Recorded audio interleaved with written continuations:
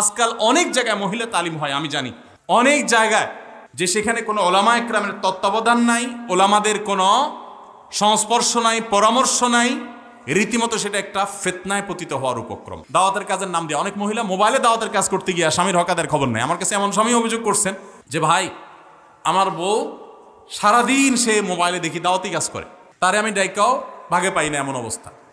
কোনো কথা তাকে শুনাইতে পারি না, কিছু চাইলো তাকে ডাইকা চান্স পাই না, সে বলে সিরিয়ালে থাকো, আমার দাওয়াতি কাজ আছে।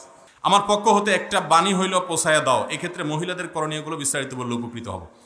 মহিলারাও দাওয়াতের কাজ করবেন, ইসলাম প্রচারের কাজ করবেন সন্দেহাতীতভাবে। আল্লাহ সুবহানাহু ওয়া তাআলা কোরআনে কারিমে বলেছেন, আল মুমিনুনা ওয়াল মুমিনাত বা'দুহুম আউলিয়াউ বা'দ ইয়া'মুরুনা বিল মা'রুফ ওয়া ইয়ানহাউনা আনিল মুনকার। ঈমানদার নারী পুরুষ একে অন্যের পরিপূরক, তারা উভয়ে সৎ কাজের আদেশ এবং অসৎ কাজের বাধা প্রদান করবে। উভয়ের জন্য আল্লাহ তাআলা বলেছেন। কিন্তু মেয়েদের জন্য দাওয়াতি কাজের জন্য অনেকগুলো শর্ত আছে এক্সট্রা, তারা মেয়ে হওয়ার কারণে। তার ভিতরে এক নম্বর হলো, তারা দাওয়াতের কাজের নাম দিয়ে স্বামীর সংসার রেখে তারা সারাদিন এলাকা এলাকা ঘুরে বেড়াবেন, স্বামী সন্তানের হক আদায় করবেন না, ত্রুটি করবেন, এই সুযোগ ইসলাম তাদেরকে। পুরুষদের জন্য যেরকম দাওয়াত, যে লেভেলে দাওয়াতের কর্তব্য পুরুষদের উপরে বর্তায়, ওই লেভেলের ওই স্তরের কর্তব্য স্ত্রীদের উপরে, মহিলাদের উপরে বর্তায় না। তারা যদি নিজেদের অঙ্গনে থেকে অন্য একজন মহিলাকে বাসায় আনলেন, তালিম করলেন, অথবা আশেপাশে কোনো বাসায় গিয়ে তালিম করলেন, সেখানে যদি যেতে আসতে কোনো ফিতনার আশঙ্কা না থাকে, ওই জায়গায় যদি কোনো ফিতনার আশঙ্কা না থাকে, বহু যদির পর, বহু শর্তের পর সেটা জায়েজ হতে পারে। আজকাল অনেক জায়গায় মহিলা তালিম হয়, আমি জানি অনেক জায়গায়, যে সেখানে কোনো ওলামা একরামের তত্ত্বাবধান নাই, ওলামাদের কোনো সংস্পর্শ নাই, পরামর্শ নাই, রীতিমতো সেটা একটা ফিতনায় পতিত হওয়ার উপক্রম। মেয়েদের ব্যাপারটা অত্যন্ত সংবেদনশীল, ইসলাম সেটাকে অত্যন্ত স্পর্শকাতরতার সাথে দেখে এবং খুবই সংবেদনশীলতার সাথে ডিল করার কথা বলে। এজন্য কোনো অবস্থাতে এটা লাগামহীনভাবে করা জায়েজ নাই, শরিয়ার সীমানার মধ্যে থেকেই করতে হবে। অনেক মেয়েরা এখনো আমাদের দেশে এক জেলা থেকে আরেক জেলায় তারা তবলিগে যায়, নিজের স্বামী ছাড়া, মাহারাম ছাড়া। আছে না এগুলো এখনো? এগুলো ইসলাম না, এগুলো অনাচার। দাওয়াতের কাজ তাদের করতে হবে, সেটা শরিয়ার সীমানার মধ্যে থেকে।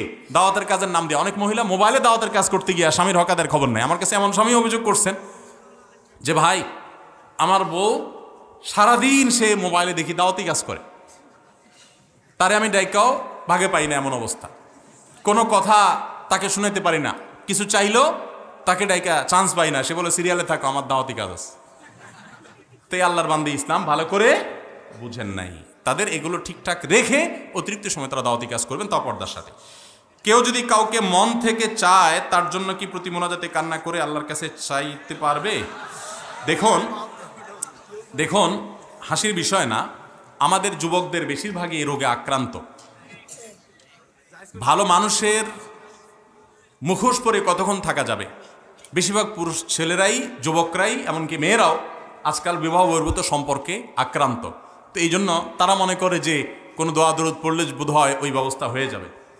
দেখুন, প্রথম কথা হলো যে সুনির্দিষ্ট কাউকে বিয়ের জন্য আল্লাহর কাছে দোয়া করে, এটা শুধু বিয়ে না, দুনিয়ার ক্ষেত্রেও সুনির্দিষ্ট কোনো কিছু চেয়ে, আল্লাহ অমুক বাড়িটা আমার পছন্দ হয়েছে, আল্লাহ এটা আমারে মালিক বানায় দাও, আমার আর কিছু লাগবে না। এই টাইপের দোয়া অনেকে করে না? অনেক যুবক আছে বেকার, চাকরি বাকরি হয় না, দোয়া করে আল্লাহ, অনেকে তো অনেক কিছু চায়, আমার বেশি কিছু না আল্লাহ, লাখ 5 টাকা হলে চলবে, একটা হুন্ডা কিনবো, একটা ছোট্ট ব্যবসা বাণিজ্য শুরু করবো, আর কিছু হাত খরচ রাখবো, আল্লাহ আমি কিছু চাই না তোমার কাছে। এটা দোয়ার আদবের খেলাফ। এরকম নির্দিষ্ট করে আল্লাহর কাছে চাওয়াটা দোয়ার আদবের এই জাতীয় বিষয়গুলোতে বিশেষ করে। কারণ আপনি আল্লাহ তাআলার কাছে চাইবেন শান্তি। আল্লাহ শান্তি কি 5 লাখ টাকা দিবা, না 5 কোটি টাকা দিয়ে দিবা, না 500 টাকা দিবা, তুমি জানো, আমি তোমার কাছে শান্তি চাই। আমাদের নবী করিম সাল্লাল্লাহু আলাইহি সাল্লামের এত দোয়া, প্রতিটা পদে পদে তিনি দোয়া করতেন, কিন্তু একটা দোয়াও আজ পর্যন্ত আমি অন্তত পাই নাই যে দোয়া তিনি তো আল্লাহর কাছে পেশ করেছেন, আল্লাহুম্মা ইন্নী আসআলুকা কাসরাতাল আমওয়ালি ওয়াল আরাদি, আল্লাহ তোমার কাছে অনেক টাকা পয়সা, অনেক জমি জমা চাই, এরকম দোয়া নবী সাল্লাল্লাহু আলাইহি ওয়াসাল্লাম কখনো। তাহলে উনি কি দুনিয়া চান নাই আল্লাহর কাছে? কিভাবে চাইছেন? রব্বানা আতিনা ফিদ দুনিয়া হাসানাহ ওয়া ফিল আখিরাতি, আল্লাহ দুনিয়াতে আপনার কাছে কল্যাণ চাই। কল্যাণ কি 5 লাখে হবে, না 5 কোটিতে হবে, শহরের বাড়িতে হবে, গ্রামের বাড়িতে হবে, মোটরসাইকেলে হবে, না উড়োজাহাজে হবে, আমি কল্যাণ চাই। আল্লাহুম্মা ইন্নী আসআলুকাল আফিয়া, আল্লাহ আপনার কাছে আফিয়ত চাই, সুখ চাই, সমৃদ্ধি চাই। সেটা আপনি কিভাবে দিবেন আপনি জানেন। আল্লাহরে যদি আপনি এবার বাজেট ঠিক করে দেন, আল্লাহ সুখ শান্তিটা আমি বুঝবো, তুমি 5 লাখ দিলে হবে। তো এটা হলো জাহালত, এটা হলো অজ্ঞানতা আল্লাহ সম্পর্কে। অতএব দোয়া সঠিকভাবে করতে হবে। নির্দিষ্ট কাউকে যদি আপনার মনে হয় দিনদারিতার কারণে যে সে বা তার পরিবার দিনদার, তাদের হলে ভালো হয়, তাহলে দোয়া করেন, আল্লাহ যদি কল্যাণ হয় আপনি সহজ করে দেন, অকল্যাণ হলে আপনি দূর করে দেন। এটা হলো দোয়ার আদব। আমার বিয়ে হয়েছে 4 বছর, আমি অনেক সুখী ছিলাম, হঠাৎ সে চেঞ্জ হয়ে যায়। আমার স্ত্রী আগে নামাজ পড়তো, আমাকেও নামাজ পড়া শিখিয়েছে সে। এখন নিজে বাসায় আসতে চায় না। সে একটি সরকারি ভার্সিটিতে পড়ে ও থাকে। সে কান্নাকাটি করে আর বলে সে এখন আল্লাহর সান্নিধ্য পায় না, আমার কাছে ডিভোর্স চায়। আমার করণীয় কি? দেখুন, এই জাতীয় বিষয়গুলো ভালো কোনো আলেম, এলাকার মসজিদের কোনো ইমাম সাহেবের কাছে সাক্ষাৎ করবেন, যাবেন, পুরো পরিস্থিতি বলবেন। কারণ তার মাথায় কোন ভূত চড়ছে না আপনার মাথায় ভূত চড়ছে, এক পক্ষের কথা শুনে বোঝা যায় না। এগুলো সুরাহা করার জন্য স্থানীয় ওলামাদের শরণাপন্ন হয়ে ডিটেল বলে তারপরে পরামর্শ নেবেন, সেটা সহজ হবে। আমরা দোয়া করি আপনার জন্য। মাসিক অবস্থায় রুকিয়ার দোয়া পড়া যাবে কি না? হ্যাঁ, রুকিয়া ঝাড়ফুঁকের যে দোয়া, বিশেষ করে রক্ষা কবচ দোয়া, বিসমিল্লাহিল্লাযী আসমি ইত্যাদি ইত্যাদি, সকাল সন্ধ্যার দোয়া, এগুলো মাসিক অবস্থাতেও পড়তে পারবেন। জিকির আজকারও করতে পারবেন। শুধু নির্দিষ্ট যেগুলো নিষিদ্ধ সেগুলো করতে পারবেন না। কোরআনে কারিমের তেলাওয়াত, নামাজ, রোজা, তওয়াফ, স্ত্রী স্বামী সহবাস, এগুলো করতে পারবেন না। বাকি যে কোনো ইবাদত, নফল আমল, এগুলো করতে পারবেন, দোয়া দরুদ পড়তে পারবেন। আমার স্বামী আমাকে রেখে একাধিকবার পরকীয়া করেছে, সুযোগ পেলে এখনও পরকীয়া লিপ্ত হয়। আমি দেখে কিছু বললে আমাকে প্রচণ্ড মারে। ব্যক্তিগতভাবে আমাকে কোনো হাত খরচ দেয় না, কিন্তু তার প্রচুর টাকা। এ বিষয় নিয়ে একটু আলোচনা করবেন।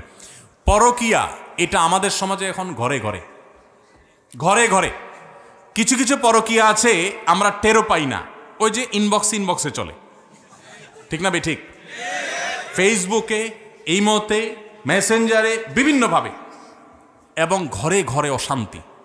গতকালকে কোন একটা বেসরকারি টেলিভিশন চ্যানেলে রাসূল আকরাম সাল্লাল্লাহু আলাইহি সাল্লামের দাম্পত্য জীবন নিয়ে আলোচনা চলছিল। আমরা আলোচনা করতে করতে 4টা পর্ব রেকর্ড হয়ে গেছে, মানে 100 মিনিটের বেশি রেকর্ড হয়ে গেছে, কিন্তু কোনো কুল কিনারা করা যাচ্ছে না।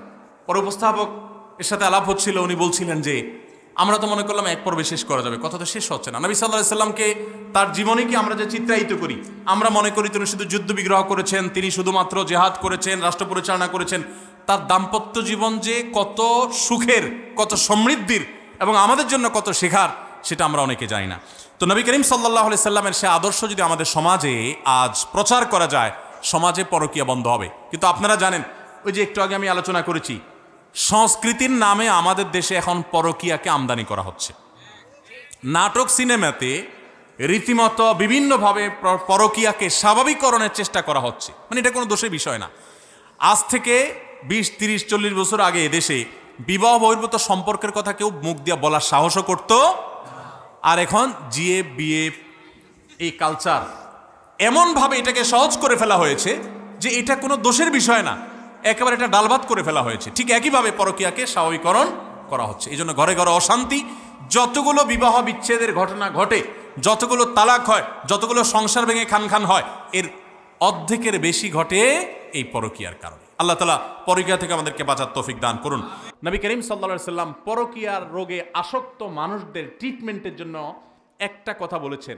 এই একটা কথার বাস্তবতা উপলব্ধি করতে পারলে এই রোগটা সেরে যাওয়ার কথা। সেটা হলো যে নবী সাল্লাল্লাহু আলাইহি সাল্লাম বলেছেন, তোমার স্ত্রীকে আল্লাহ রাব্বুল আলামিন যে অবয়ব দিয়ে তৈরি করেছেন, তুমি তোমার ঘরের স্ত্রী রেখে অন্য স্ত্রীতে যে মস্তেছ বা তার প্রতি আসক্ত হচ্ছ, একই কথা মেয়েদের জন্য প্রযোজ্য। তোমার যে স্বামী আছে, তাকে আল্লাহ তাআলা যে অবয়ব দিয়ে সৃষ্টি করেছেন, তুমি আরেকজনের সাথে পরকীয়া করছো, তারও একই অবয়ব, পার্থক্য কিছুই। শয়তান তোমার কাছে অনেক চমৎকার করে উপস্থাপন করছে, ধ্বংস হওয়ার পরে হয়তো আফসোস করবে। পরকীয়া লিপ্ত হয়ে সংসার ভাঙা বহু নারী আর্তনাদ করে, হাহাকার করে, বহু পুরুষ হাহাকার করে, আর হয়তো ব্যাক করার সুযোগ পায় না। এজন্য আল্লাহকে ভয় করেন এবং সংশোধন করেন, এবং জেনার এই ভয়াবহ রোগ থেকে বাঁচার জন্য আল্লাহর খাঁটি বান্দা, আল্লাহ ভীরু মানুষ, মুত্তাকি পরহেজগার মানুষ, নেককারদের সোহবত এবং সান্নিধ্যের কোনো বিকল্প নাই। এক ব্যক্তি এসে নবী সাল্লাল্লাহু আলাইহি সাল্লামের কাছে জেনা করতে তার মনে চায়, এই আকাঙ্ক্ষা ব্যক্ত করেছেন। নবী সাল্লাল্লাহু আলাইহি সাল্লাম তাকে অত্যন্ত চমৎকারভাবে উপদেশ দিয়েছেন এবং তার সোহবতে কিছু সময় ছিলেন। এরপরে সে বলেছে, আমার অন্তরে আকাঙ্ক্ষা বিলকুল নাই, শেষ হয়ে গেছে। এই জন্য ভাইরা, এই ব্যক্তিকে কোন আল্লাহওয়ালা, নেককার, আল্লাহর খাঁটি বান্দা, মুত্তাকি পরহেজগার মানুষদের সোহবতে, সান্নিধ্যে, মজলিসে বিশেষ করে পাঠাতে হবে। আশা করা যায় ইনশাআল্লাহ সে সংশোধিত হবে।